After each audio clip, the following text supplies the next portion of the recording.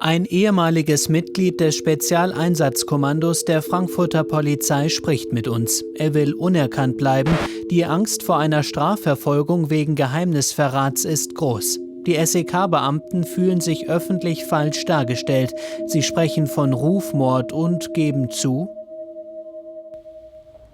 Ja, Beleidigungen in unseren Chats wie Arschloch, Wichser gab es schon. Auch mal das Wort Zigeuner, was vor vielen Jahren ja auch noch polizeilicher Sprachgebrauch war. Auch Vokabeln wie Nafri waren ein gängiges Polizeikürzel. Und dafür gibt's jetzt eine Strafverfolgung wegen Volksverhetzung. Es gab schon Anweisungen, dass solche Vokabeln nicht mehr zu nutzen sind. Aber ja, das geht uns untereinander auch noch manchmal über die Lippen. Da sind wir nicht frei von. Auslöser für diese Wortwahl sei vor allem der Frust im Dienst gewesen. Es ist nun mal so, dass von Tätern auch mit Migrationshintergrund nach der Festnahme Beleidigungen erfolgen. Es ist schon Standard, dass wir dann auch als Nazi betitelt werden. Dann beißt man sich wirklich auf die Lippe. Danach heißt es oft untereinander: Habt ihr gehört, was der zu mir, zu uns gesagt hat? Und dann fallen auch von uns wirklich Beleidigungen untereinander, die derbe sind, die nicht in Ordnung sind. Und uns ist klar geworden, diesen Sprachgebrauch müssen wir abstellen. Und das, was man uns jetzt vorwirft, das nehmen wir auch so an.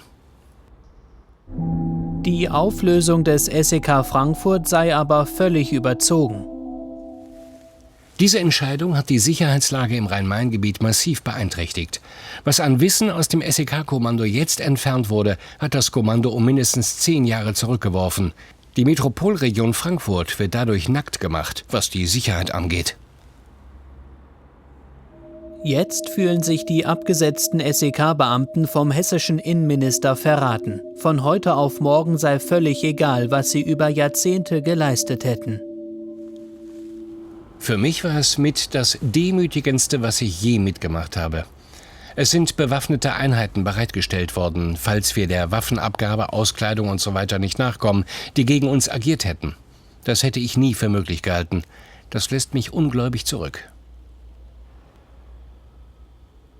Am niederträchtigsten war für uns, dass unser verstorbener Kollege da reingezogen wurde. Das war für mich an Niederträchtigkeit kaum zu überbieten. Er hat vor 2 Jahren im Einsatz sein Leben gelassen. Er war einer der feinsten Menschen auf der Welt. Der hat nicht mal Scheiße gesagt, wenn er mit beiden Füßen drin gestanden hat. Und jetzt wird das wieder aufgerissen, indem man uns einen Totenkult vorwirft, weil wir ein Bild von unserem verstorbenen Kameraden aufgehängt haben. Das war für mich nicht zu ertragen.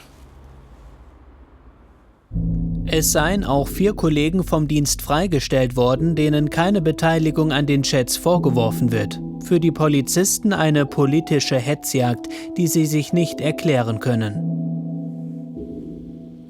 Dass man mit dieser Beschuldigung Nazi jede Glaubwürdigkeit verliert. Ich glaube, das war das Ziel mit den überzogenen Beschuldigungen, dass niemand mehr mit uns spricht, dass uns niemand mehr vertraut. Und ich sage auch ganz offen, damit wird man auch persönlich als Mensch zerstört. Die Familien bleiben verständnislos zurück, die über Jahrzehnte unseren Job mitgetragen haben. Wenn wir uns überlegen, wie oft wir unsere Familien beim Einkauf, bei Geburtstagsfeiern einfach haben stehen lassen, weil unser Telefon geklingelt hat, und jetzt genauso vor einem Scherbenhaufen stehen und sagen: All die Jahre habt ihr das investiert, sogar im Urlaub habt ihr eure Diensthandys mit euch rumgetragen und dafür bekommt ihr jetzt diese Quittung, so schnell geht das? Die Familien sind fassungslos. Ich kann für mich sagen, ich bin dadurch gebrochen worden.